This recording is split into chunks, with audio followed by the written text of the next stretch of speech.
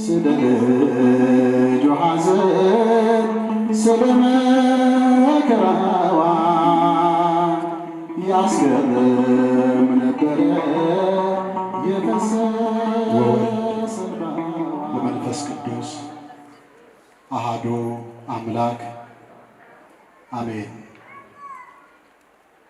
ጠላቱን አይቶ የሚምር ማን ነው? አቤቱ አምላካችን የሰራዊት ጌታ ልዑለ ባሕርይ እግዚአብሔር ሆይ በዚህ ሰዓት በቤት እንድንሰበሰብ ቅዱስና ሕያው ቃልህን እንድንሰማ እንድናመሰግንህና እንድናመልክህ ይህንን ጊዜ ባርከህና ቀድሰህ ስለሰጠህን እናመሰግንሃለን። ክቡር አባታችን መልአከ አርያም መምህር አምደወርቅ ደሴ የዚህ የታላቁ ገዳም አስተዳዳሪ፣ የሁላችሁም እረኛና ጠባቂ፣ ክቡራን አባቶቼ መምህራነ ወንጌል፣ እግዚአብሔር ለክብሩ የጠራችሁ የእግዚአብሔር ልጆች፣ የእመቤታችን የእናታችን የወላዲተ አምላክ የድንግል ማርያም ልጆች በኃያሉ በገናናው አምላካችን በልዑል እግዚአብሔር ፍጹም ሰላም እንደምን አመሻችሁ? እንደምን ቆያችሁ? አንድነቱን ሦስትነቱ ሳይከፋፍለው ሦስትነቱንም አንድነቱ ሳይጠቀልለው በአንድነትና በሦስትነት ለዘለዓለም ሲመሰገን የሚኖር ያየው የሌለ የሚያዘው የማይኖር በቸርነቱ ብቻ የተራቡትን የሚያበላ የተጠሙትን የሚያረካ ያዘኑትን የሚያጽናና የወደቁትን የሚያነሳ የተሰበሩትን የሚጠግን የሁላችን አባት መድኃኔ ዓለም ለስም አጠራሩ ክብረ ምስጋና ይግባው። አክሊለ ምክህነ ወቀዳሚተ መድኃኒትነ ወመሰረተ ንጽሕነ ከሆነ በማርያም ድንግል የመመኪያችን ዘውድ የድህነታችን መጀመሪያ የንጽሕናችን መሰረት በእርሷ ምክንያት ሆነ ተብሎ የተነገረላት እመቤታችን ቅድስት ድንግል ማርያም አማላጅነቷ፣ በረከቷ፣ ፍቅሯ በሁላችን ላይ ይደርብን። በዛሬው ዕለት ወራዊ በዓላቸው ታስቦ የሚውለው የኢትዮጵያዊው ጻድቅ የተክለ ሃይማኖት በረከታቸው ረድኤታቸው አይለየን። ጠላቱን አይቶ የሚምር ማን ነው? አንደኛ መጽሐፈ ሳሙኤል ምዕራፍ 24 ቁጥር 19 ጠላቱን አይቶ የሚምር ማን ነው? በዚህ ርዕስ እንማራለን። የጥበብና የምስጢር ባለቤት እግዚአብሔር አምላካችን ለኔ ለባሪያው ተናጋሪ አንደበትን ለሁላችሁም አስተዋይ ልቦናን እንዲያድላችሁ የአምላካችን የእግዚአብሔር ቅዱስ ፈቃዱ ይሁንልን።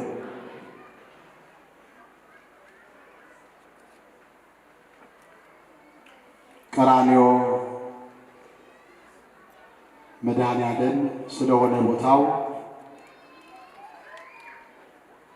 ቀራንዮን በተመለከተ አንድ አጠር ያለ ዝማሬን ዘምርና ወደ ትምህርቱ እንገባለን። ዝማሬውንም ትምህርቱንም ለተወሰነ ደቂቃ ሳይበዛ እንማራለን። እግዚአብሔር መንፈስ ቅዱስ ይርዳል። ዮሐንስን ይዛ ወደ ቀራንዮ በርስቲ ድንግል ማርያም ሄደች እያለች ወዮ ስለ ልጇ ሐዘን ስለ መከራዋ ያስገርም ነበረ የፈሰሰ እንባዋ።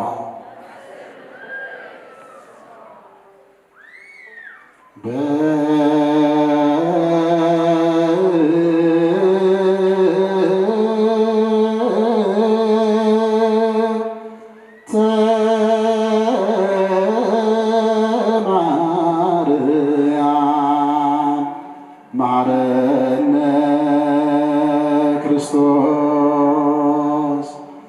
ዮሐንስን ይዛ ወደ ቀራንዮ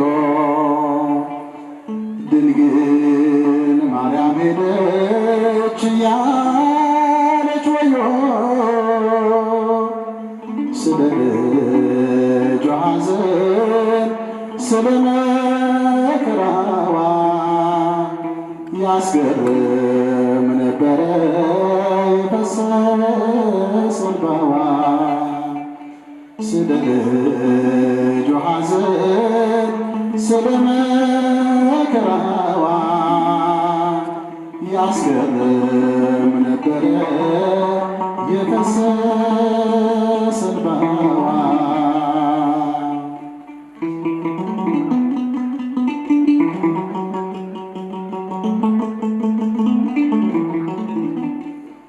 ዮሐንስ ቢደንቀው ያዘኗ ጽናት አነሳት ደግፎ በብርቱ ሊያጽናናት። ድንግልም አለችው ልጄ አሳዘነኝ፣ እህት ወንድም የለው ላልቅስለት ተወኝ። ከሁሉም ይበልጣል ያስገፋል አንገትን ማርያም ሐዘን።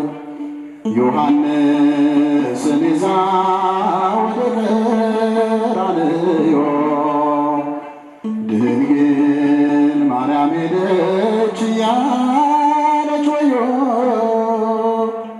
ስለ ልጇ ሐዘን ስለ መከራዋ ያስገርም ነበረ የፈሰሰ እንባዋ።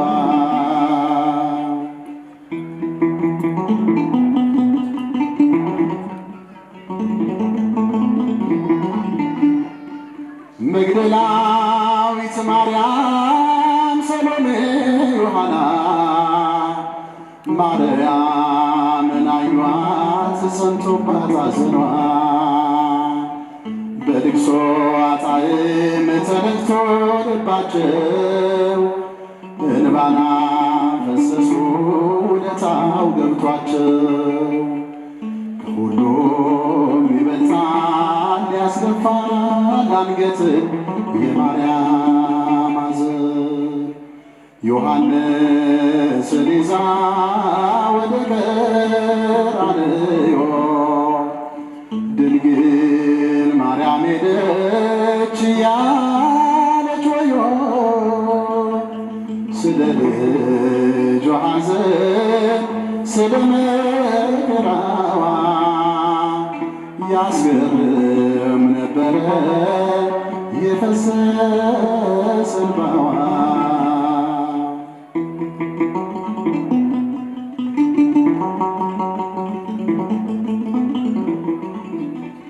ራሔል አልቅሳለች አላቀፈቻቸው፣ ድንግል ግን ብታለቅስ አዝላው ተሰዳ ነው።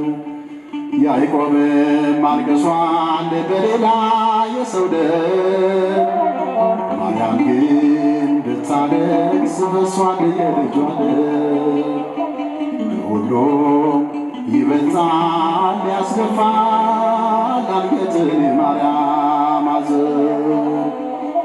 ዮሐንስን ይዛ ወደ ቀራንዮ ድንግል ማርያም ሄደች እያለች ወዮ ስለ ልጇ ሐዘን ስለ መከራዋ ያስገርም ነበረ የፈሰሰ ሰንባዋ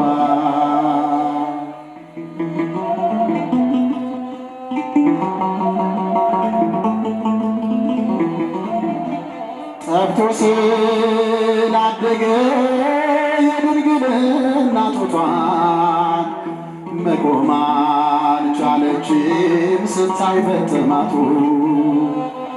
በደም ተሸፍኖ ብታየው ውበቱን ለይልኝ አለችው ከሥጋዋ ነፍሷን ሁሉ ይበልጣል ያስደፋል አንገትን ማርያም አዝን ዮሐንስን ይዛ ወደ ቀራንዮ ድንግል ማርያም ሄደች እያለች ወዮ ስለ ልጇ ሐዘን ስለ መከራዋ ያስገርም ነበረ የፈሰሰ እንባዋ ስለ ልጇ ሐዘን ስለ መከራዋ ያስገርም ነበረ የፈሰሰ እንባዋ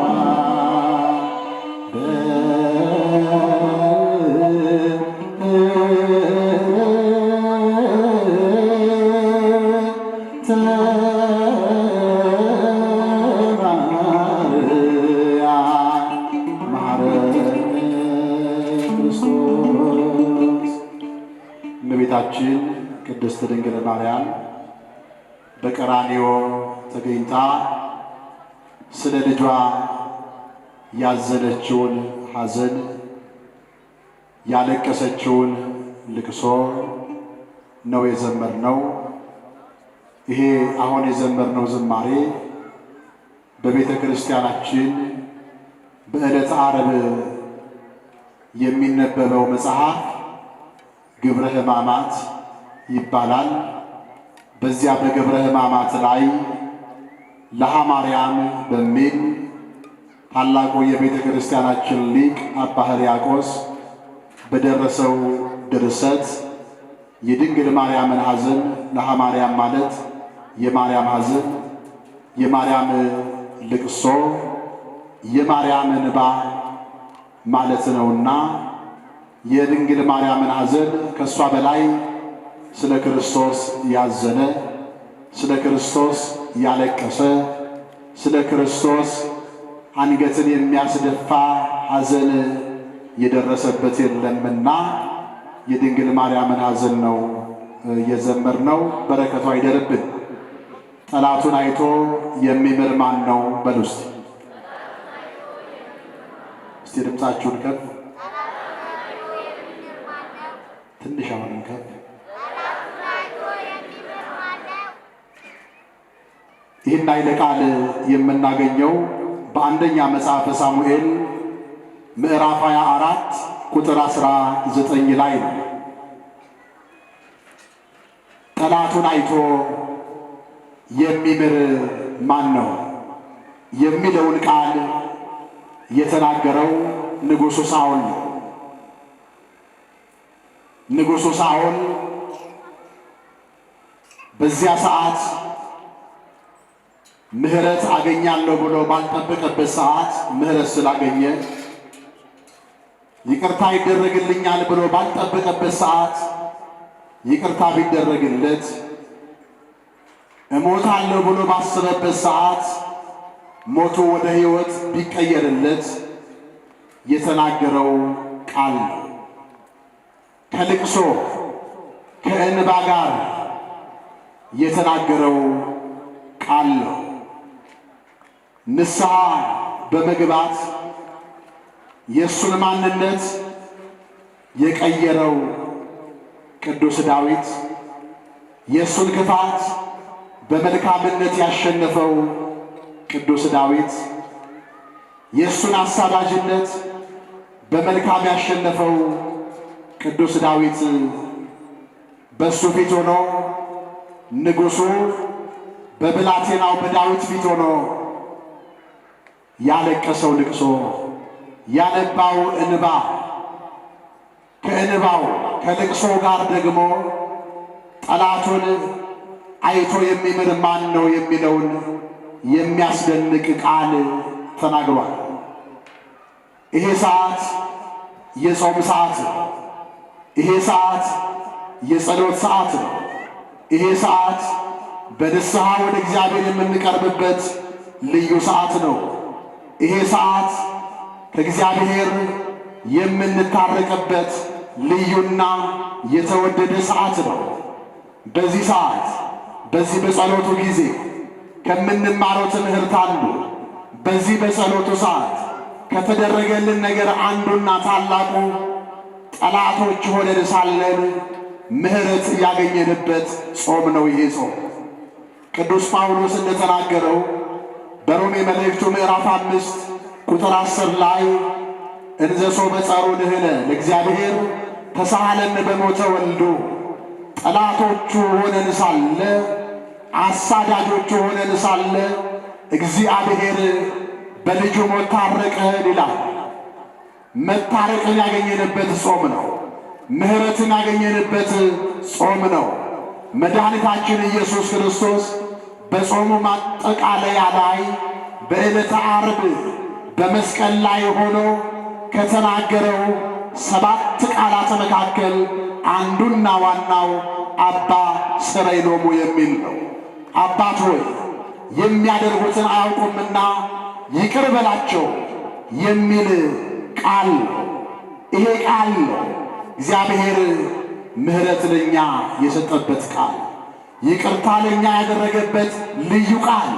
ጠላቶቹ ሆነን ሳለ አሳዳጆቹ ሆነን ሳለ ነገር ግን ጠላትና ጠላቶቼ ናቸው ብሎ ሳያጠፋን ይልቁንም ምሕረት ለኛ የለመነበት የጠየቀበት የተማርንበት ይቅርታ የተደረገልን ጾም ነው።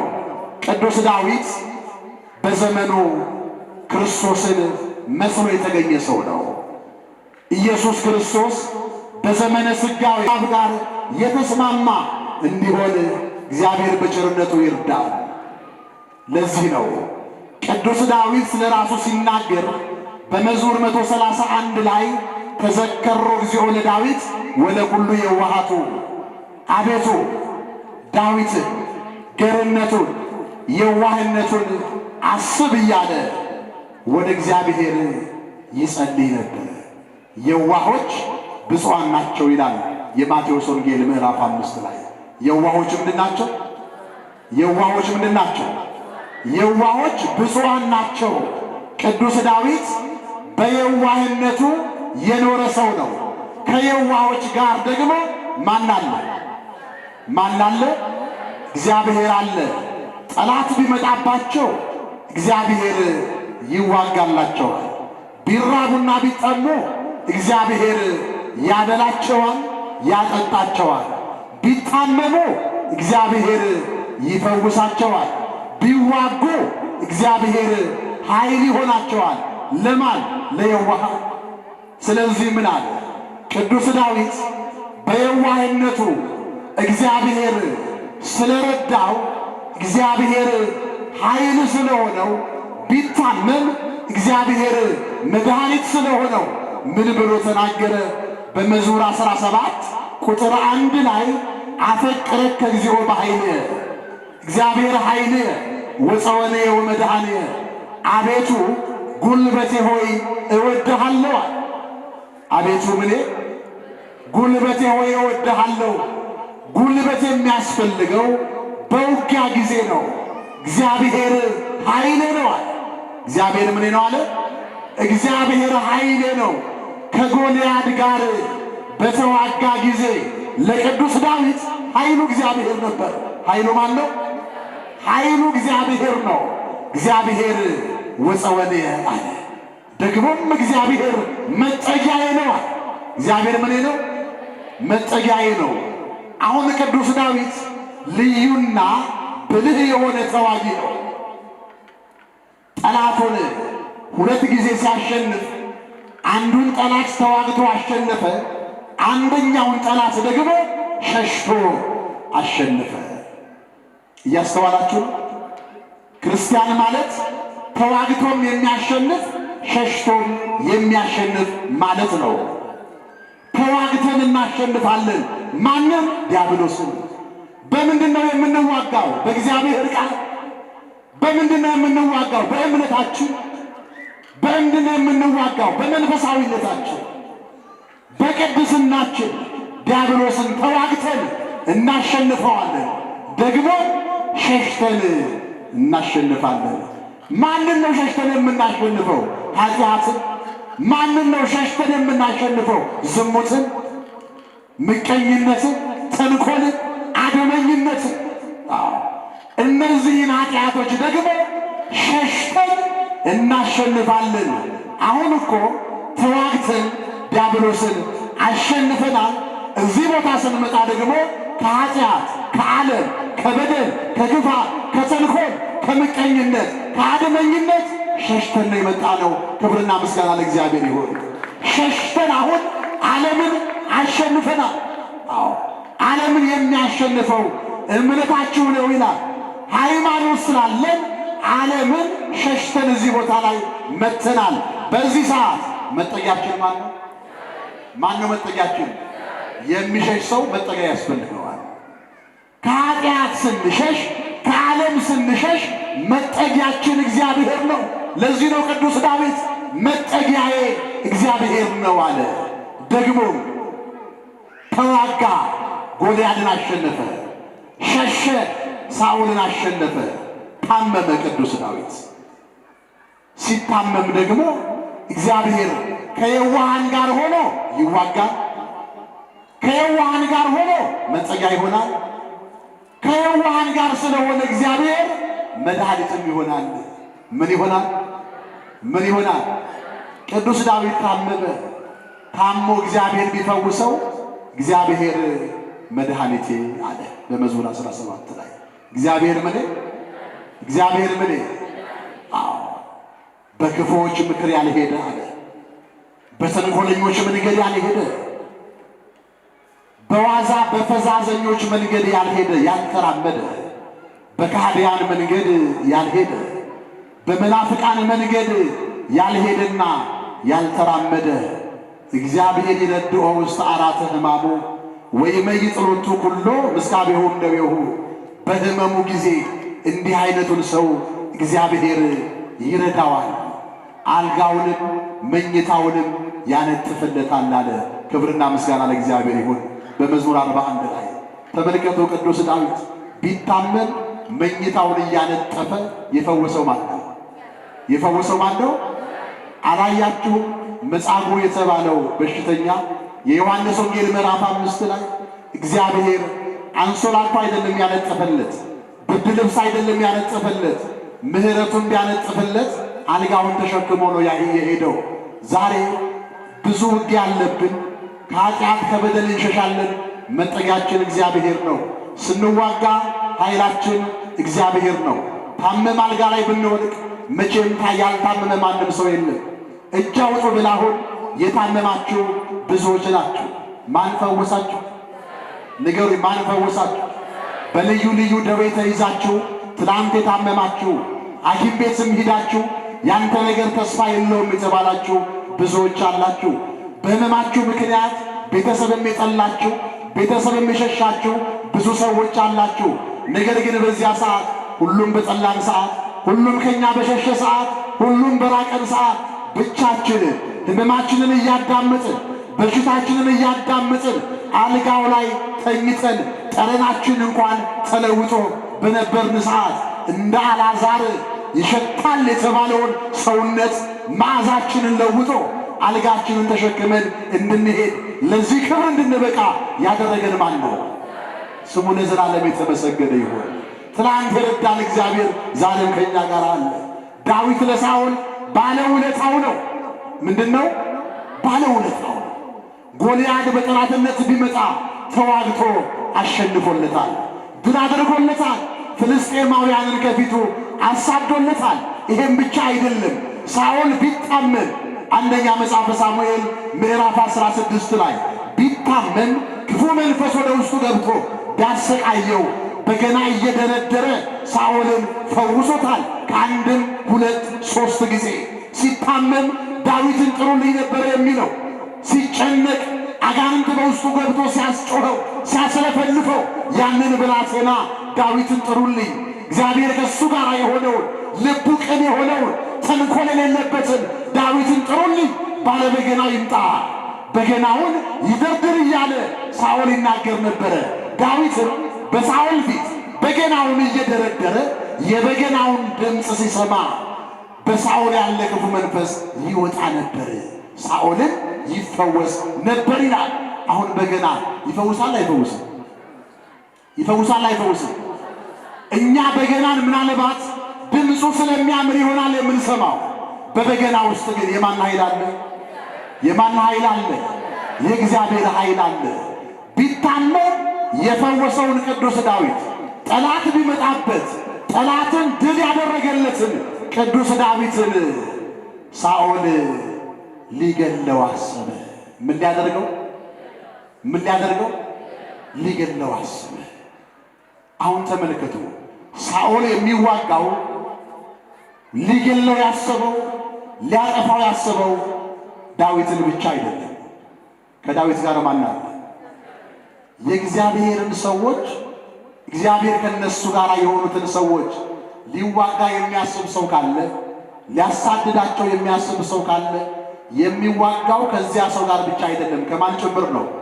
ከእግዚአብሔር ነው። አሁን ጥያቄው ሰው ሰውን ተዋግቶ ሊያሸንፍ ይችላል። እግዚአብሔርን ግን ተዋግቶ ማሸነፍ ይቻላል? ይቻላል? ማን አሸነፈ እግዚአብሔርን ተዋግቶ? ኦሪት ዘፍጥረት ምዕራፍ 11 ላይ እነዚያ የሰናዖር ሰዎች ፎቅ የሰሩት እግዚአብሔርን ለመዋጋት ነበር። እንደው ለመዋጋትም አይደለም እኮ ለመውጋት። እግዚአብሔር መቼም እኛን ሊያሸንፍ አይችልም ብለው እግዚአብሔርን ለመውጋት እግዚአብሔርን ለማሸነፍ ፎቅ ሰሩ። ፎቃቸውም ተደረማመሰ፣ ቋንቋቸው ተደበላለቀ፣ እነሱም ወደ መቃብር ገብተዋል። አንተሰ አንተ ክመ ወአመትከ ዘኢይሃልቅ የተባለው እግዚአብሔር ግን አንተ ያው አንተ ነህ፣ ዘመኖችህም ከቶ አያልቁም የተባለው እግዚአብሔር ግን ዛሬም አለ፣ ወደፊትም ለዘላለም ዓለምን አሳልፎ ይኖራል። ክብርና ምስጋና ለስም አጠራሩ ይሁን። አሁን ሳኦል ዳዊትን የመጀመሪያ ሙከራ ያደረገው እንዲፈውሰው ወደ ቤቱ ጠራው። እያስተዋላችሁ ነው? ዳዊት ሆይ ታምሜአለሁ ና ፈውሰኝ አለ። ዳዊት ማለት የዋህ ነውና ሊገለው የሚያስበው ሳኦል ቤት በገናውን ይዞ ገባ። ሳኦል ደግሞ በእጁ ጦር ይዟል። ምን ይዟል? በእጁ ጦር ይዟል። ዳዊት ሳኦልን ፈወሰው። በገናውን ደረደረና ልክ አይምሮውን ሲያውቅ መዳኑን ሲያረጋግጥ መፈወሱን ሲያረጋግጥ በእጁ ምን ይዟል? ምን ይዟል? ጦር ይዟል። አንድ ነገር አሰበ ሳኦል።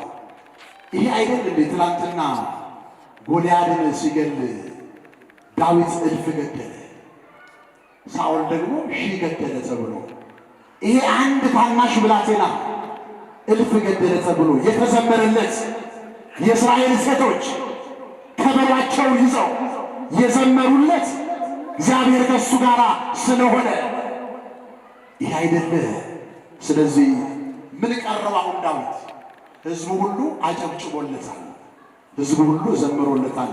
የቀረው ነገር ቢኖር የኔን ስልጣን መውሰድ ነው፣ በኔ ዙፋን ላይ መቀመጥ ነው። ስለዚህ አሁን ከዚህ ከግድግዳው ጋር ለምን አላጣብቀውም አለና ጦሩን ወደ ዳዊት ወረወረው። አሁን ከዳዊት ጋር ያለ እግዚአብሔር ወደ ዳዊት ጦር ሲወረወር ዝም ይላል? ዝም ይላል? እናንተ በማታውቁት ስንት ጦር ተወርውሮባችኋል። ስንት ጠላት የነገር ጦሩን በእናንተ ላይ ወርውሯል። ስንት ጠላት እናንተን ሊገል የክፋት ጦሩን በእናንተ ላይ ወርውሯል። የአድመኝነት ጦሩን በእናንተ ላይ ወርውሯል። ያ ጦር ግን አልነካችሁም። ማን ከኛ ጋር ስለሆነ? ከቅዱስ ዳዊት ጋር እግዚአብሔር ስለሆነ ሰውነቱን እግዚአብሔር የዳዊትን በረት አደረገውና ያ ጦር ከዳዊት ተንሸራቶ ግድግዳው ላይ አረፈ። ክብርና ምስጋና ለእግዚአብሔር ይሁን። እግዚአብሔር በግልጽም ከሚመጣብን በስውርም ከሚመጣብን ጠላት ይጠብቀናል፣ ስለኛ ይዋጋል። ከኛ የሚጠበቀው እንደ ቅዱስ ዳዊት የዋሆች እንሁን፣ እንደ ቅዱስ ዳዊት ገሮች እንሁን፣ እንደ ቅዱስ ዳዊት የሃይማኖት ሰዎች እንሁን። ያን ጊዜ እግዚአብሔር ከኛ ጋር ይዋጋል። ጠላትን ብቻ አይደለም እግዚአብሔር፣ ረሃብንም ይዋጋል፣ መጠማትንም ይዋጋል። እግዚአብሔር ብንታመም ሕመምንም ይዋጋል። እግዚአብሔር አሸናፊው እሱ ነው።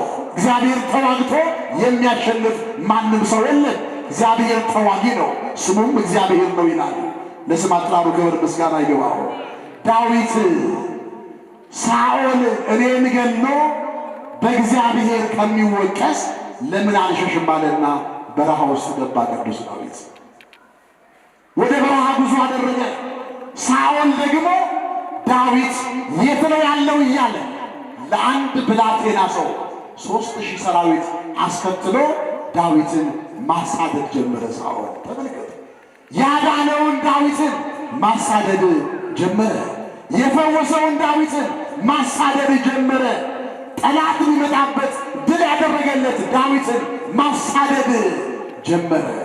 መልካም ያደረገለት ዳዊትን ማሳደድ ጀመረ። ወደ እግዚአብሔር የሚጸልይለት ዳዊትን ማሳደድ ጀመረ።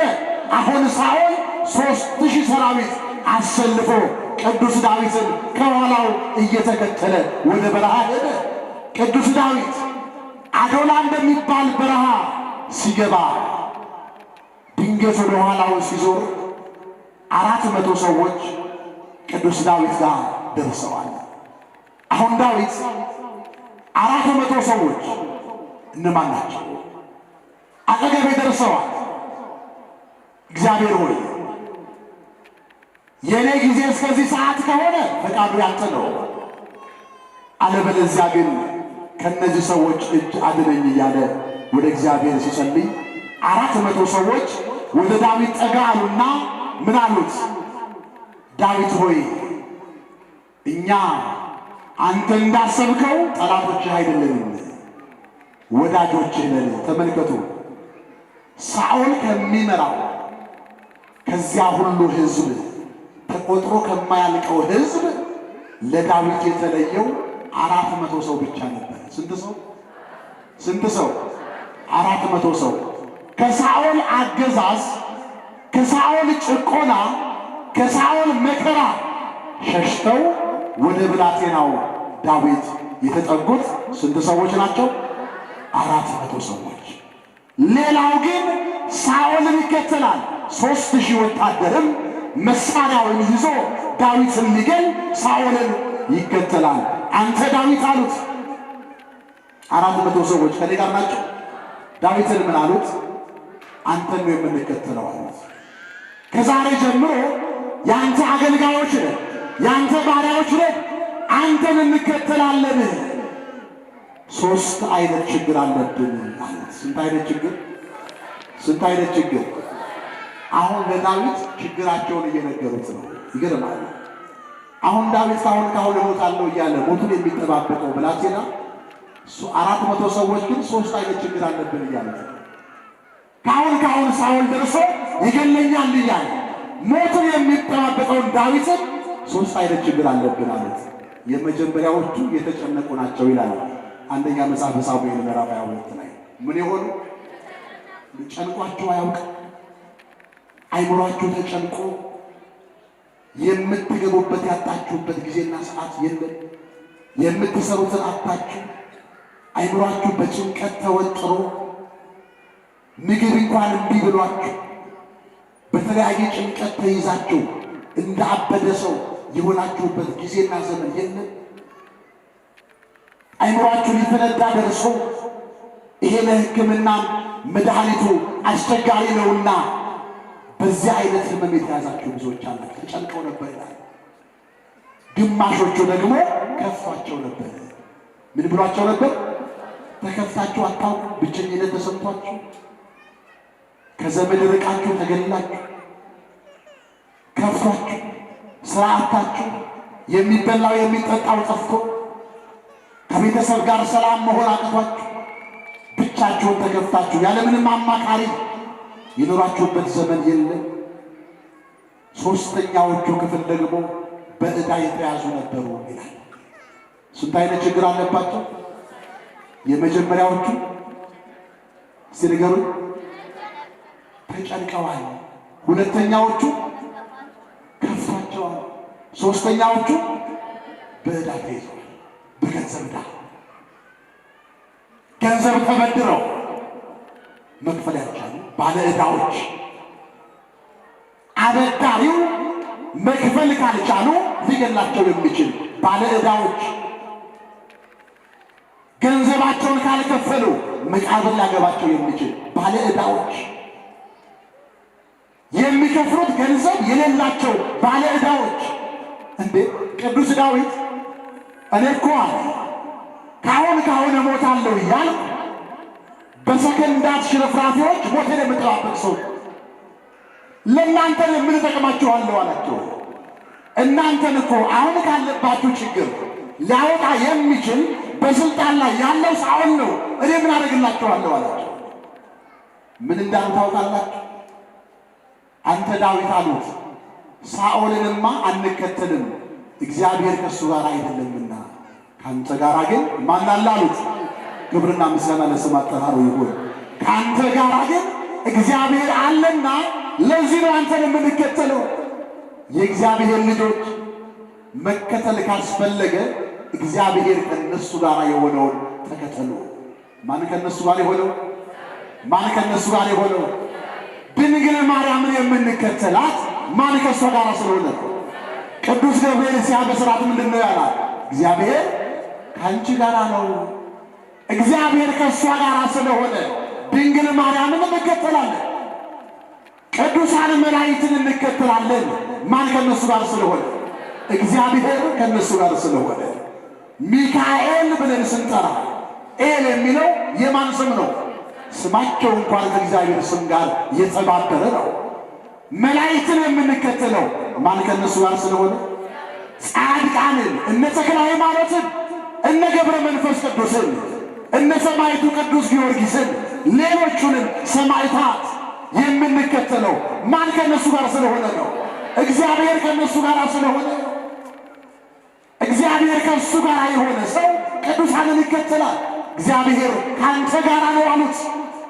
ምክንያቱም ስለ ዳዊት ሪፖርት ሲቀርብ ለሳኦል የተነገረው ቃል እግዚአብሔር ከሱ ጋር የሆነ አንድ ብላቴና አለን የተባለው ማን ከሱ ጋር የሆነ? እግዚአብሔር ካንተ ጋር ነው አሉት። ለዚህ ነው አንተን የምንከተለው። አሁን ቅዱስ ዳዊት በሕይወቱ ክርስቶስን የመሰለ ነው። ወደ አዲስ ኪዳን ልመልሳችሁ።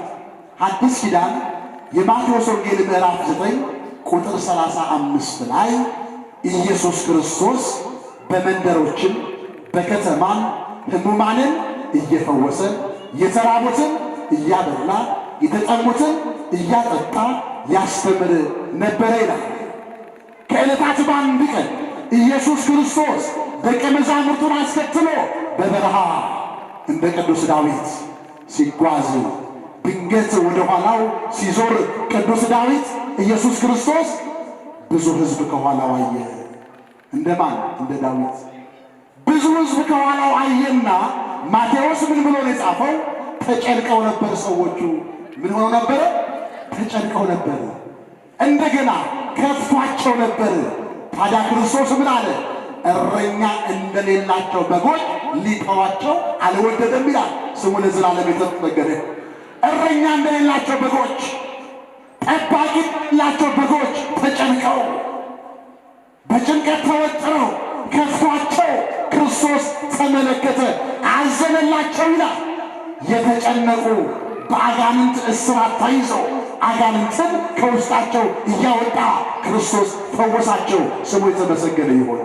የከፋቸውን የሚበላ አጥተው የሚጠጣ አጥተው ከፍቷቸው አንገታቸውን ደፍተው ይከተሉት የነበሩትን ደግሞ 5 እንጀራ 2 ዓሣ አበርክቶ መገባቸው። ክብርና ምስጋና ለስሙ አጠራሩ ይሁን። የተጨነቁትን ኢየሱስ ክርስቶስ ከበሽታቸው እያዳነ ፈወሰ። የተከፉትን የሚበላ የሚጠጣ እየሰጠ የታረዙትን እያለበሰ ክርስቶስ ከመከፋት አዳናቸው። ሦስተኛዎቹ በዕዳ የተያዙ ናቸው ብያቸዋለሁ። በምን የተያዙ? በምን የተያዙ? አሁን ዳዊት ቅዱስ ዳዊት የተጨነቁትን ከጭንቀት አድኗቸዋል፣ የተከፉትንም ከመከፋት አድኗቸዋል። በዕዳ የተያዙትንም በንግሥና ወንበር ላይ ሲወጣ ስልጣኑን ሲይዝ ዕዳ ያለባቸውን መክፈል ያልቻሉትን ከቤተ መንግሥቱ ገንዘብ እየከፈለ ከዕዳ ነፃ አውጥቷቸዋል። ክርስቶስን ግን የተከተሉት እንደ ዳዊት የገንዘብ ዕዳ ያለባቸው አይደሉም። የሞት ዕዳ ያለባቸው ክርስቶስን ይከተሉት ነበር። የምን ዕዳ? የምን ዕዳ?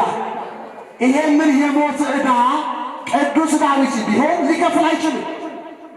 ሌሎቹም ነቢያት ቢሆኑ ይሄንን የሞት ዕዳ ከፍለው ነፃ ሊያወጡ አይችሉ። የገንዘብን ዕዳ ቅዱስ ዳዊት ከፍሏል። ክርስቶስ የከፈለውን የሞትን ዕዳ ነው። ለስም አጠራሩ ክብር ምስጋና ይግባው። ታላቅ የሞት ዕዳ በእኛ በሰው ልጆች ላይ ነበረ። ክርስቶስ ከመምጣቱ በፊት በሞት ዕዳ ተይዘን እንጠየቅ ነበረ። የሲኦል ዜጎች ሆነን ነበረ። በዚህ ዕዳ ምክንያት ይህንን የሞት ዕዳ ማን ይክፈልልን? ማን ነፃ ያውጣን ከዚህ ከሞት ዕዳ? ይሄንን ዕዳ መክፈል የቻለ መድኃኔዓለም ኢየሱስ ክርስቶስ ብቻ ነው። ለስም አጠራሩ ክብር ምስጋና ይግባው። ምን አለ ቅዱስ ጳውሎስ በቆላስይስ መልእክቱ ምዕራፍ 2 ቁጥር 14 ላይ በትእዛዛት የተጻፈው በእኛም ላይ የነበረውን የሞት የዕዳ ጽሕፈት ክርስቶስ ደመሰሰው አለ። ለስም አጠራሩ ክብር ምስጋና ይግባው።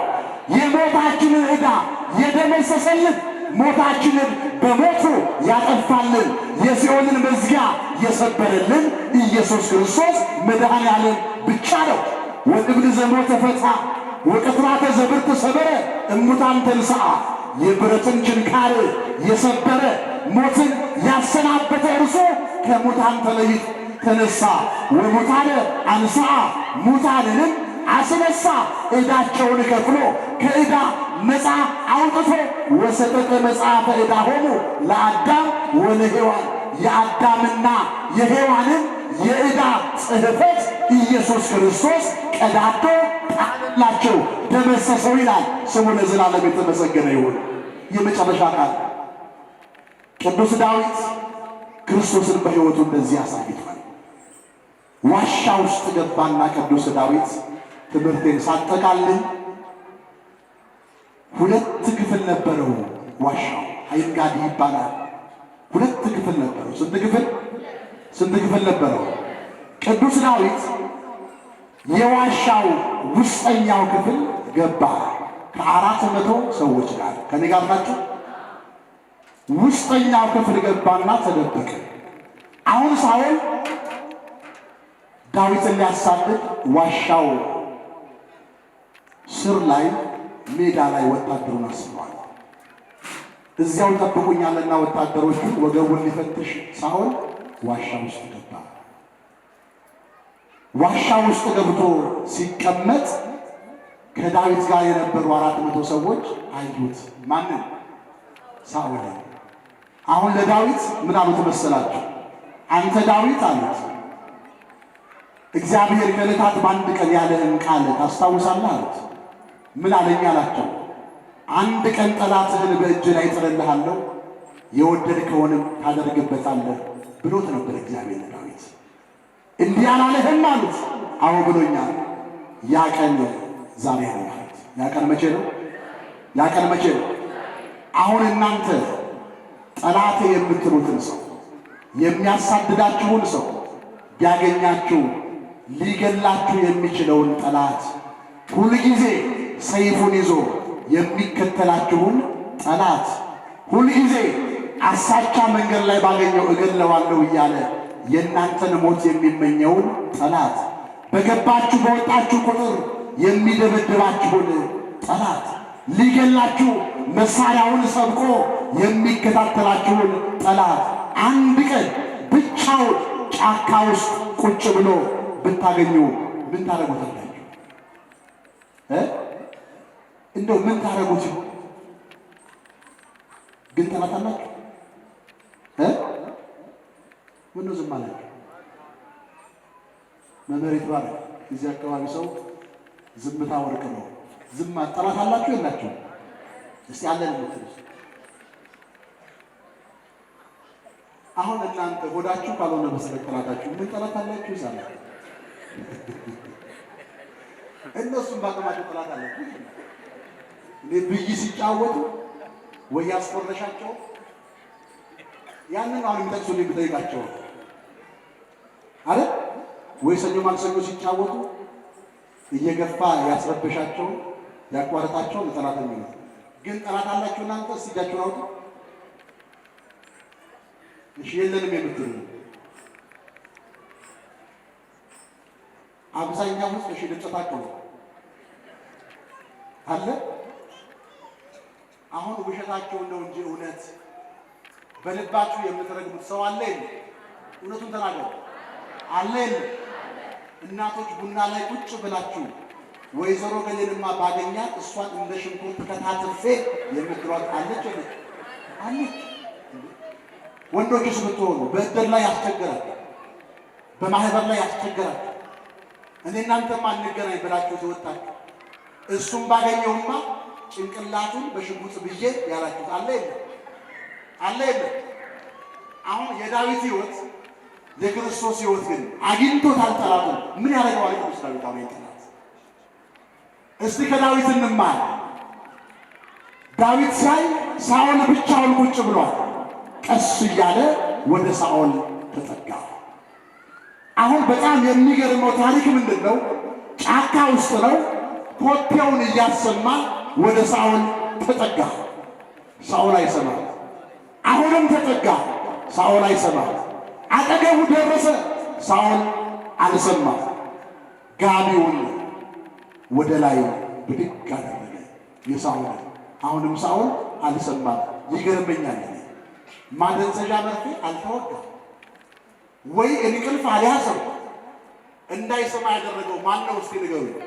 እግዚአብሔር። ተመልከቱ፣ ዳዊት በጠላቱ ላይ የፈለገውን ሲያደርግ የጠላትን ጆሮ ድፍን ማን?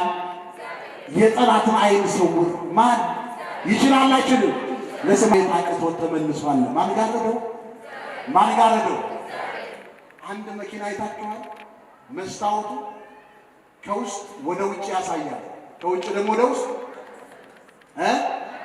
ይሄ ዘመናዊ መኪና ነው።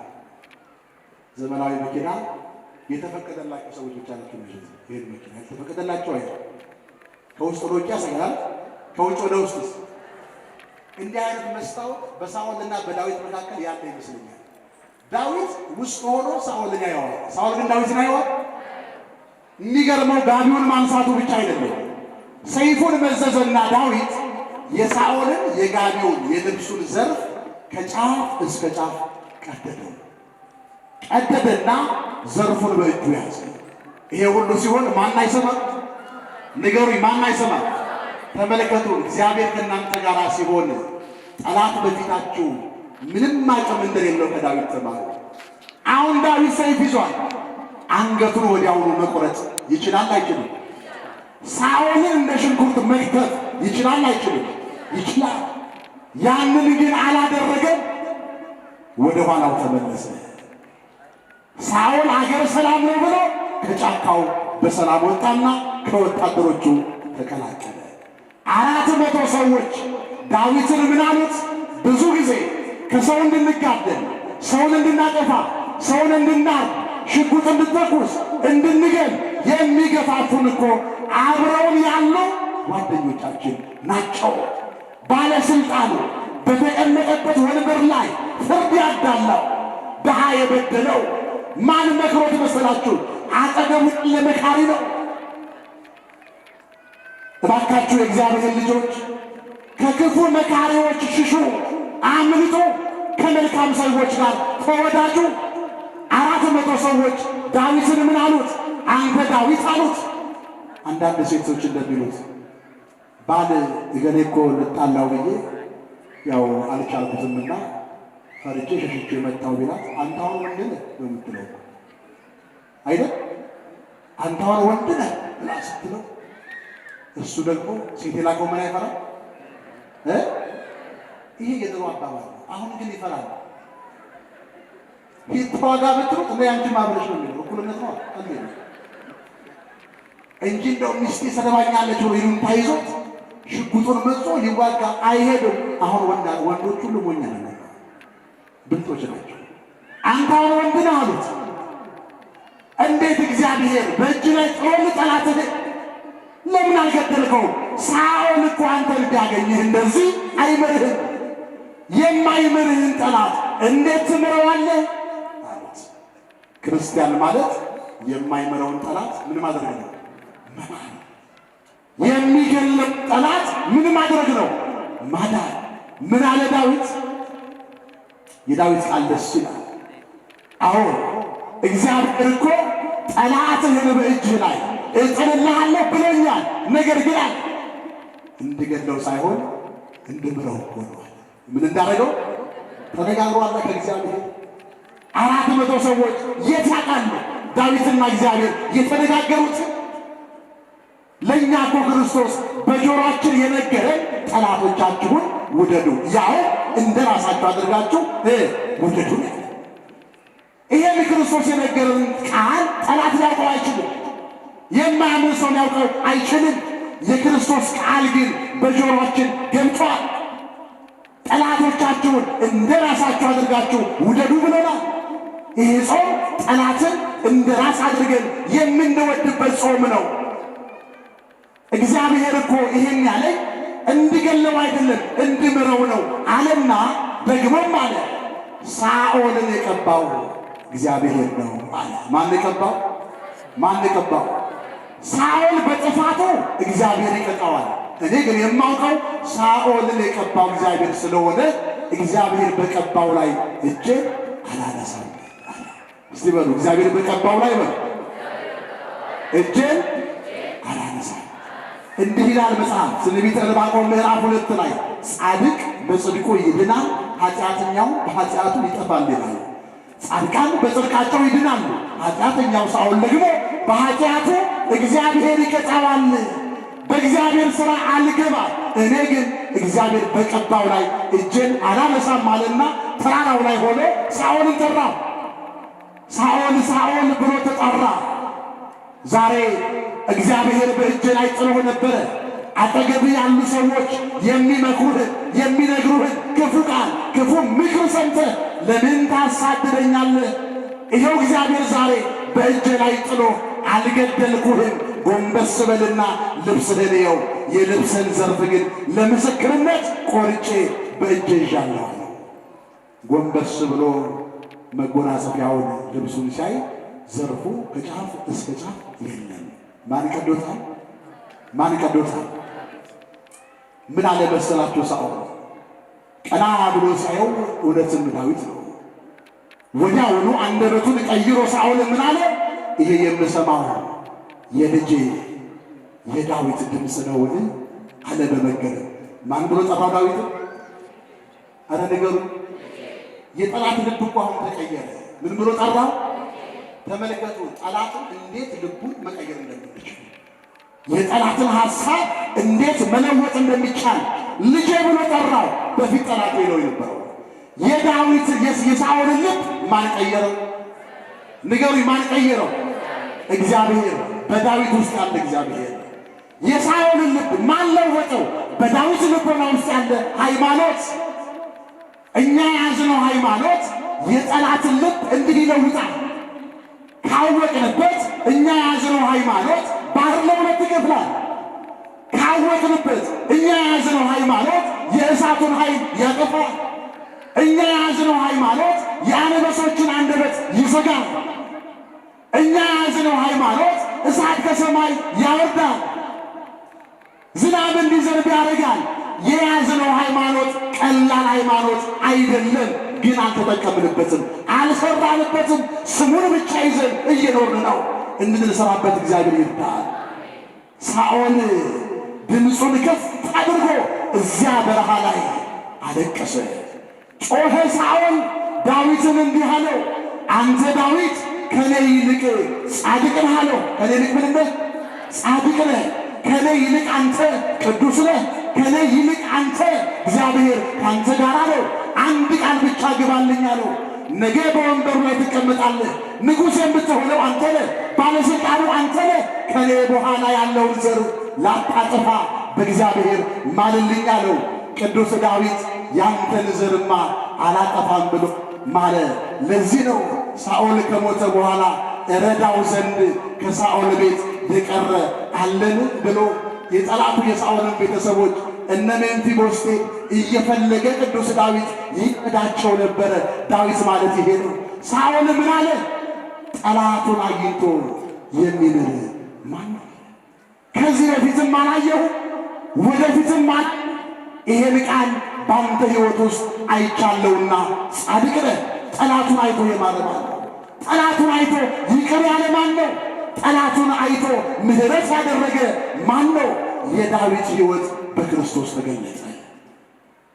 መስቀል ላይ ሆኖ ክርስቶስ የሰቀሉት ሰዎች መስቀሉ ስር ቆመው ምራቅ እየተፉበት አንተ አምላክ ከሆንክ ውረድ እያሉ ሲያላግጡበት የሉቃስ ወንጌል ምዕራፍ 23 ላይ ኢየሱስ ክርስቶስ ቃል ተናገረ። ይህንን የተናገረውን ቃል በዝማሬ ነው አሰምቻችሁ ትምህርቴን የማበቃው።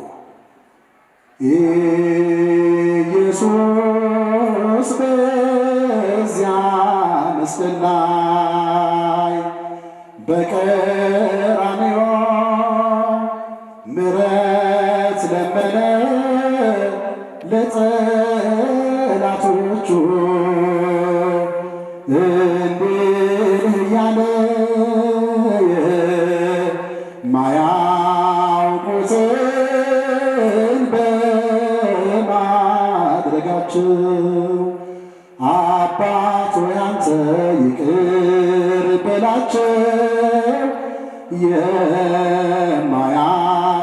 የማያውቁትን በማድረጋቸው አባት ሆይ አንተ ይቅር በላቸው። አዳምን ሲያወጣው ከገሃነም ቀንበር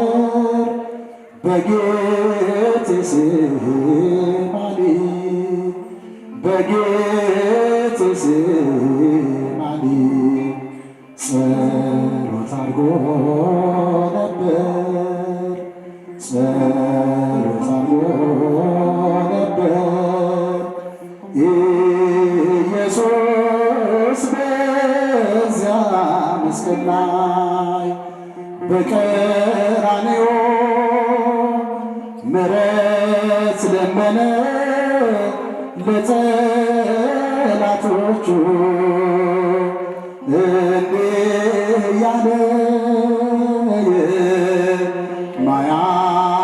የማያውቁትን በማድረጋቸው አባት ሆይ አንተ ይቅር በላቸው፣ የማያውቁትን በማድረጋቸው አባት ሆይ አንተ ይቅር በላቸው።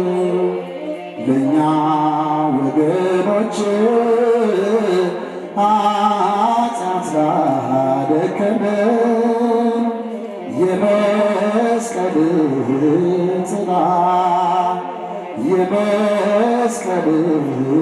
ጥላ ማረፊያ ትሁነን፣ ማረፊያ ትሁነን። ኢየሱስ በዚያ መስቀል ላይ በቀራንዮ ምሕረት ለመነ ማያውቁትን በማድረጋቸው አባት ሆይ አንተ ይቅር በላቸው። ጠላቱን አይቶ የሚምር ማን ነው? ይቆያል።